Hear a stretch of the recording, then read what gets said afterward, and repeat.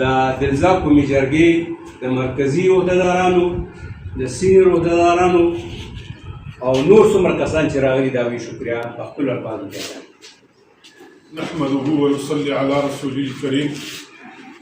زما عزتمندو راغلي مشرانو مېلمنو او څومره چې زموږ د قبیلې مشران دي، صدر دی، نایب صدر دی، سیکرټري دی، ټولو ته زه خپل طرفه دا کوم راغلي مېلمانه چې دي خیرالی وایم او د دې ډېره شکریه ادا کوم چې دوی په دې دومره تنګ لنډ وخت کې زموږ خواله راغلو او خپل قیمتي وخت موږ له راکړو. موږ د دې ټولو ته د زړه د کومې نه یعنې هغه الفاظ زما د جذبات داسې دي چې زه اوس دغه کولی نه شم.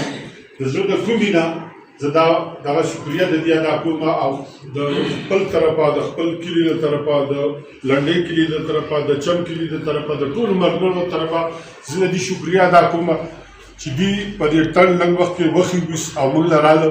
نو دا د دې ډېر یو د زړه او زموږ سره مینه ده، محبت دی او بل د دې اخلاص دی چې د دې قبیلې خدمت دي کوي. د دې لپاره دي لرې لرې منډې تړې وایي.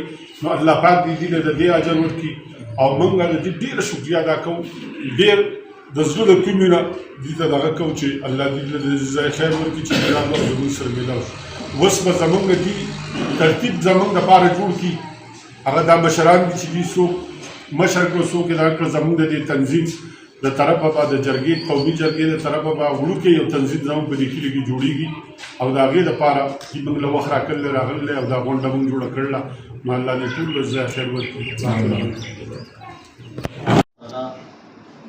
زموږ دې ځای ته راتګ او د یو بل سره ملاقات دا په یو خبره باندې مقرر کړی و چې هغه زموږ او ستاسو د وینې یو شراکت دی او هغې وینې په وجه باندې چې کوم دی موږ دې ځای ته الله پاک راوستو، یو بل سره میلاو کړو او ملاقات زموږ وشو، یو بل به وپېژنو. څنګه تاسو پته ده لکه ممبر صاحب خبره وکړه چې زموږ دا دلزار قوم غالبا تاسو ته شپږ ته کوره وایي پدې کې دا کوي الله تعالی په موږ او په دغه وی الله ته ختم کړي. یا الله ته دې موږ وزګار کړي. یا الله ته رحیم دې کریم دې د عرش عظیم مالک. یا الله دا هر څه ستاسو په دسته قدرت دې الله ته زموږ د قدرت اتفاق او اتحاد نصیب کړي. یا الله ته په دنیا وزله، یا الله ته په آخرت وزله.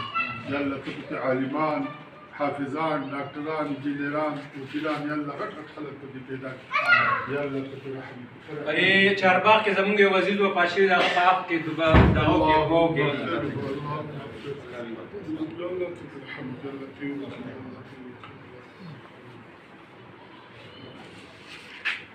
صلى الله تعالى على خير محمد وعلى اله وصحبه.